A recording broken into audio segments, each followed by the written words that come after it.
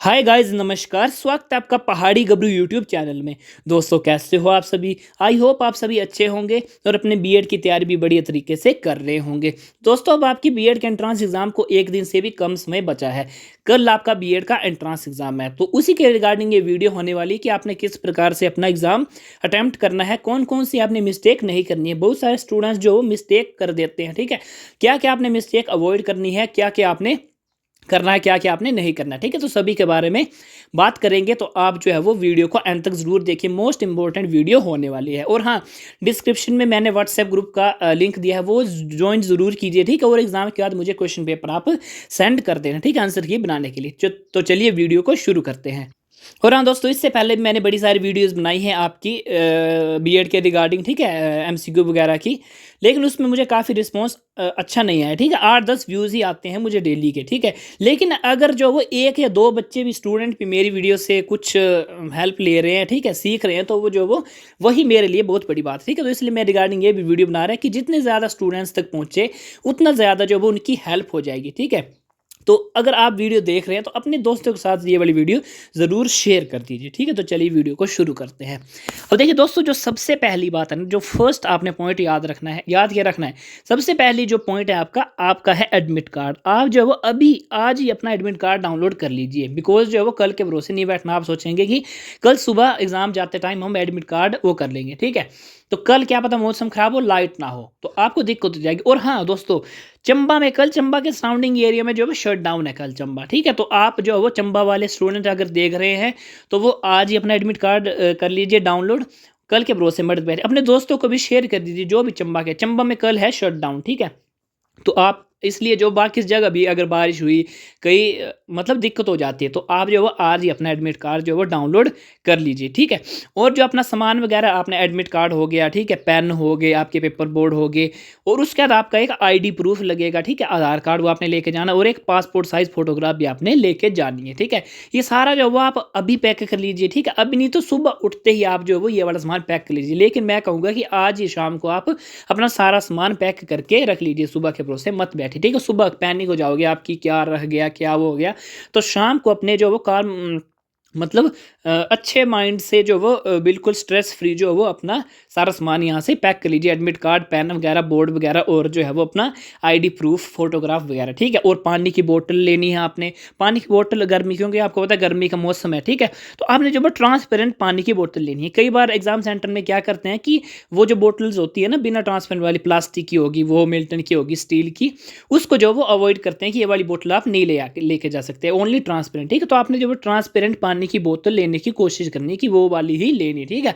और सुबह आपने क्या करना है कि 1 घंटा पहले अपने एग्जाम सेंटर आपने पहुंच जाना है। बिकॉज जो वो आपको पता है कि आपने वो देखना पड़ता है सीटिंग प्लान वगैरह, अपना रोल नंबर ढूंढना, फिर कौन सा रूम है, ठीक है, वहाँ तक ढूंढने, वॉशरूम वगैरह जाना, पानी वगैरह भरना, वहाँ से फ्रेश वगैरह होना, ठीक है। तो आपको जो वो 1 घंटा पहले वहाँ पे पहुँचना एग्जाम सेंटर, और आधा घंटा पहले आप जो अंदर बैठ जाओगे। फिर 10-15 मिनट पहले आपको जो क्वेश्चन पेपर यहाँ पे शीट वगैरह वहाँ पे दे देंगे, ठीक है। तो आपने 1 घंटा पहले जो वो एग्ज़ाम सेंटर अपने जो वो पहुँच जाना है।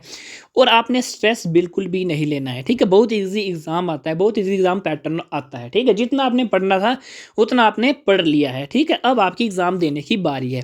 बिल्कुल आपने जो वो पैनिक नहीं करना है, ठीक है। कौन कन्फ्यूज़न, नर्वसनेस बिल्कुल नहीं रखनी है। बिकॉज बहुत सारे स्टूडेंट जो वो नर्वस हो जाते हैं, तो आपने स्ट्रेस नहीं लेना है, नर्वसनेस नहीं रखनी, ठीक है। उसके बारे में भी हम बात करेंगे। तो शाम को आपने क्या करना है कि शाम को आपने लाइट वेट खाना खा के जल्दी सो जाना है, ठीक है। और सुबह उठ के अपना रेडी वगैरह होना, ठीक है। सामान शाम को पैक करके सुबह जो है जल्दी निकल जाना है, ठीक है। और 1 घंटा पहले आपने जो वो एग्ज़ाम सेंटर पहुंच जाना है।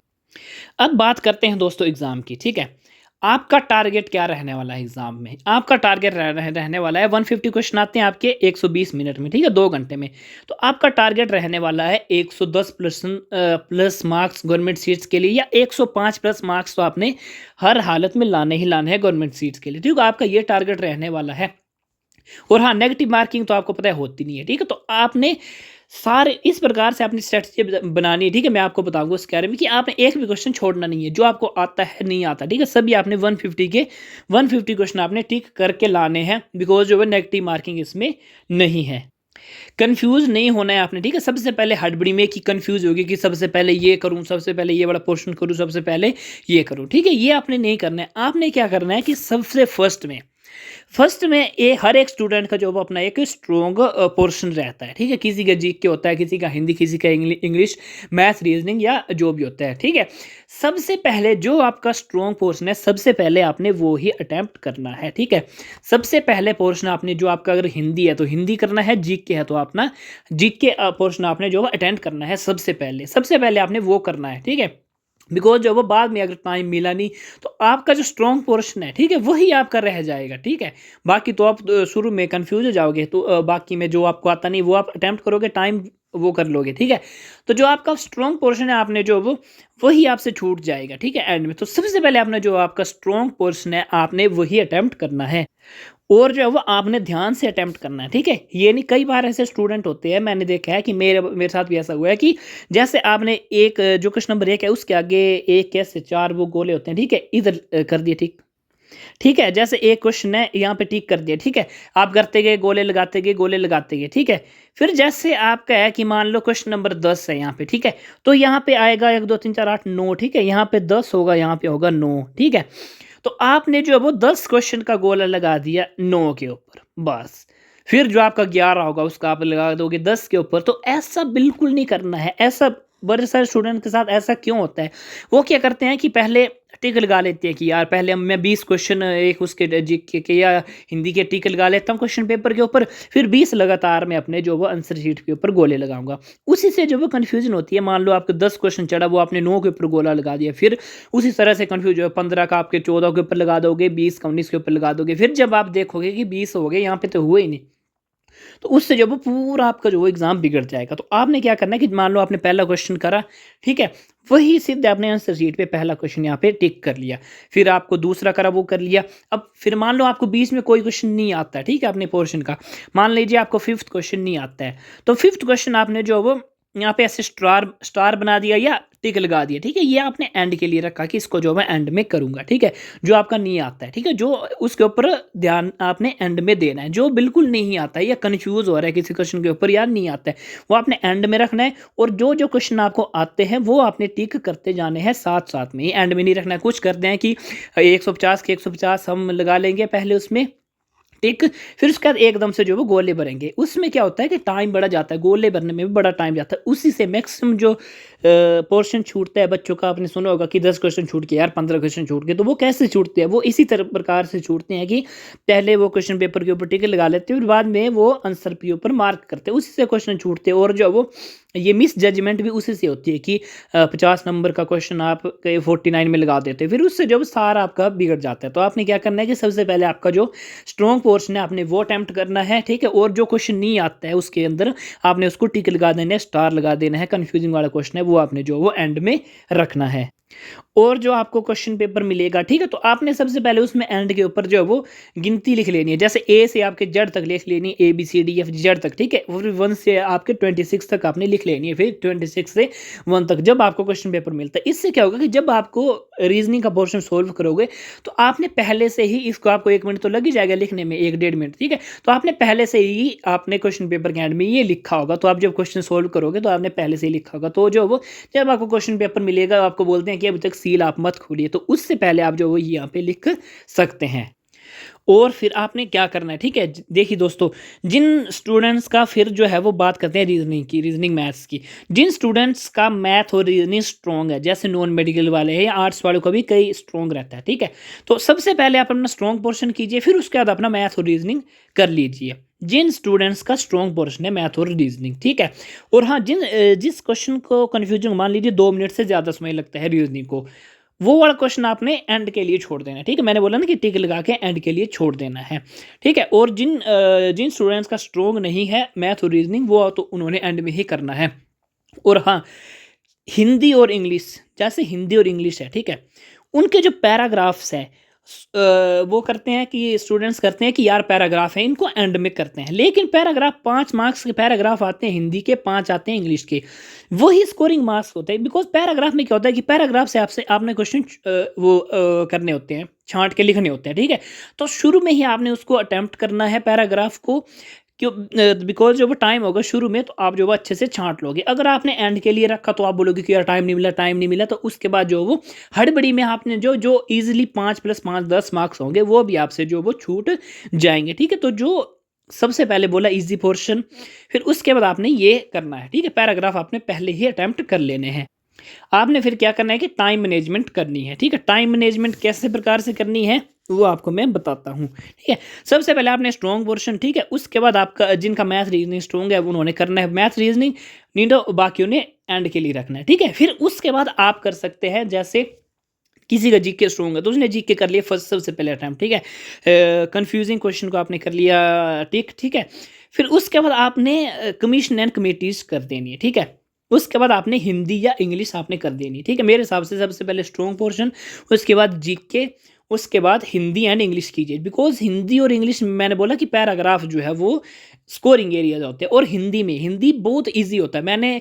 अगर आपने मेरी वीडियो देखी होगी तो मैंने उसमें बताया था हिंदी और इंग्लिश का भी टॉपिक वाइज़ मैंने आपको बताया था उसमें, ठीक है? अब बात करते हैं आप कि अगर कोई क्वेश्चन आपको नहीं आता है, ठीक है? कोई क्वेश्चन आपको नहीं आता तो आपने किस प्रकार से उसको अटेम्प्ट करना है। जैसे क्या बोलते हैं कि 1, 2, 3, 4 ऑप्शन होते हैं, ठीक है? मैक्सिमम क्या होता है कि 2 ऑप्शन तो डायरेक्ट ही गलत होते हैं, ठीक है? 2 ऑप्शन डायरेक्ट ही गलत होते हैं, उसमें से एलिमिनेशन मेथड आपने यूज़ करना है, ठीक है? यही एक वो तरीका है इसका, ठीक है? आपने क्या करना है कि 4 ऑप्शन है 1, 2, 3, 4, तो आपने क्या करना है कि 2 तो इसमें से गलती होंगे, दूसरा और तीसरा मान लीजिए गलत है, ये तो 100% गलती होंगे। फिर आपको कन्फ्यूज़न होगी फर्स्ट और फोर्थ में, ठीक है? अब फर्स्ट और फोर्थ में आप लॉजिक लगाइए, अपना पूरा माइंड लगाइए, बिकॉज़ जब मान लीजिए फर्स्ट वाला क्वेश्चन आपने कहीं पे पढ़ा है, ठीक है? या फोर्थ वाला पढ़ा है, ठीक है? तो जो आपके माइंड में सबसे पहले आता है कि पहले आता है ना कि यार ये इसका फर्स्ट हो सकता है सही, ठीक है? पहले इंप्रेशन में। फिर आप बाद में बोलते हैं कि नहीं यार इसका फोर्थ होगा, ठीक है? तो ऐसा नहीं करना है। अगर आपको जो फर्स्ट इंप्रेशन फर्स्ट में पड़ता है तो आपने फर्स्ट ही करना है या फिर फोर्थ ही करना है, ठीक है? आपने पूरा अपना लॉजिक लगा देना है आपने, ठीक है? इसमें से जो है वो 50-50 चांसेस है, ठीक है? तो आपने जो वो फर्स्ट इंस्टिंक्ट पड़ती है जिसके ऊपर, वही आपका मैक्सिमम टाइम जो है राइट आंसर होता है। तो एलिमिनेशन मेथड लगाना है, ठीक है? ये बाकी जीके वगैरह में, इंग्लिश हिंदी वगैरह में, ठीक है? अब मैं बात करता हूँ उसकी टीचिंग एटीट्यूड एंड एप्टीट्यूड की। देखिए दोस्तों, मेरे हिसाब से जो देखिए बाकियों को तो ये टफ लगता है किसी को, बिकॉज बड़े कंफ्यूजिंग क्वेश्चन आते हैं, ठीक है? लेकिन जब मैंने एंट्रांस दिया था तो मुझे सबसे इजीली पोर्शन लगा था टीचिंग एटीट्यूड एंड एप्टीट्यूड, ठीक है? सबसे पहले तो मेरी तैयारी उसमें अच्छी थी, ठीक है? जो क्वेश्चन आते थे मैंने पढ़े थे वो तो मैंने किए ही, ठीक है? उसी के साथ साथ जो क्वेश्चन नहीं आते हैं टीचिंग एप्टीट्यूड एंड एटीट्यूड में, आपको वो आपने किस प्रकार से अटेम्प्ट करने हैं वो आपको देखिए, ठीक है? दोस्तों, इससे अच्छा तरीका जो वो किस कोई आपको नहीं बताने वाला, ठीक है? टीचिंग एटीट्यूड एंड एप्टीट्यूड में क्या होता है कि अगर आपने मेरी एमसीक्यू सीरीज़ देखी उसमें मैंने कई बार बताया है, ठीक है? इसमें भी बता देता हूँ। जैसे उसमें हो गया first, second, third, fourth question, ठीक है? उसमें से 1-2 तो गलती ही होंगे, पढ़ने से लग जाता है पता, ठीक है? लेकिन अगर मान लीजिए गलत नहीं, आपको अगर चारों सही लगते हैं, ठीक है? चारों आपको सही लगते हैं, यार फर्स्ट भी हो सकता है इसका आंसर, सेकंड भी हो सकता है, थर्ड भी हो सकता है और फोर्थ भी हो सकता है, बिकॉज़ सबसे बड़ा पोर्शन किसका है?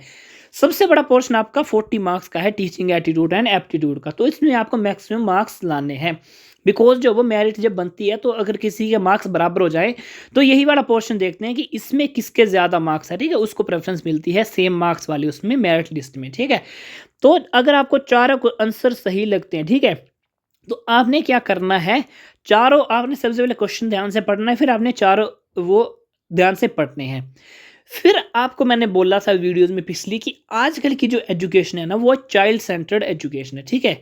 जो स्टूडेंट्स को हित में रख के बनाई हुई है, जो आपका आज का करिकुलम डेवलपमेंट किया गया है, ठीक है? डेवलप हुआ है, जो भी आपका मतलब आजकल की एजुकेशन सिस्टम है, वो स्टूडेंट्स को ध्यान में रख के बनाया गया है, ठीक है? पहले क्या होता था कि टीचर सेंटर एजुकेशन होती थी पुराने ज़माने में, कि टीचर बोलता जाता था, स्टूडेंट सुनते जाते थे। लेकिन आज के ज़माने की है स्टूडेंट सेंटर्ड एजुकेशन, जो चाइल्ड के हित में होगा वो आप करोगे, ठीक है? तो आपने चारों क्वेश्चन अगर आपको सही लगते हैं तो आपने वो वाला ऑप्शन देखना है कि इस ऑप्शन में स्टूडेंट के हित में कौन सा ऑप्शन होगा, आंसर होगा, ठीक है? मैंने आपको पहले ही बताया था। मान लीजिए पहला भी सही लगता है, दूसरा, ठीक है? ऑब्वियसली चारों कंफ्यूजिंग होते हैं, लेकिन इसमें से एक ऑप्शन ऐसा होगा, ठीक है? एक ऑप्शन इसमें से ऐसा होगा जो है वो स्टूडेंट्स के ज़्यादा फेवरिज्म में होगा, ठीक है। होंगे चारों राइट, लेकिन स्टूडेंट के ज़्यादा फेवरिज्म में एक ऑप्शन होगा, तो वही आपका राइट आंसर होगा। बिकॉज जो वो आजकल की एजुकेशन मैंने बोला कि स्टूडेंट सेंटर्ड है, तो जो ऑप्शन जो वो स्टूडेंट को ज़्यादा लाभ दे रहा है क्वेश्चन के अकॉर्डिंग, ठीक है, वो आपका आपने जो वो उसमें तुक्का लगा देना, राइट आंसर मैक्सिमम टाइप वही होता है। अगर क्वेश्चन आपने नहीं पढ़ा है तो आपने ये वाला तरीका अपनाना है। अगर आपको क्वेश्चन नहीं आता है कि कौन सा इसमें ऑप्शन है जो वो स्टूडेंट को जो वो ज़्यादा हेल्प कर रहा है, ठीक है, बाकी ऑप्शन भी होंगे, लेकिन आपने वो ऑप्शन देखना है कि जो ऑप्शन जो वो इस ऑप्शन से जो है स्टूडेंट को ज़्यादा मदद मिल रही है, ये स्टूडेंट सेंट्रिक है, ठीक है, चाइल्ड सेंट्रिक ये वाला वो है ऑप्शन है, इससे जो वो काफ़ी हेल्प मिल रही है स्टूडेंट को, ठीक है, तो वो वाला ऑप्शन जो है इसका राइट आंसर होगा टीचिंग एप्टीट्यूड एंड एप्टीट्यूड में, ठीक है।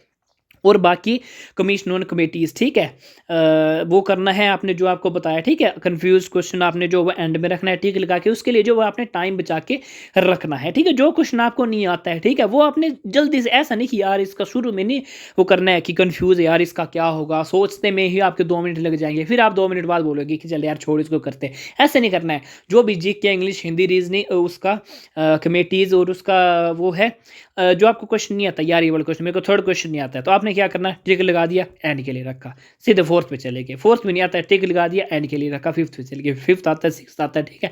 उसी प्रकार से आपने जो वो अटेम्प्ट करना है इस प्रकार से, ठीक है। आपको लग गया ये पता।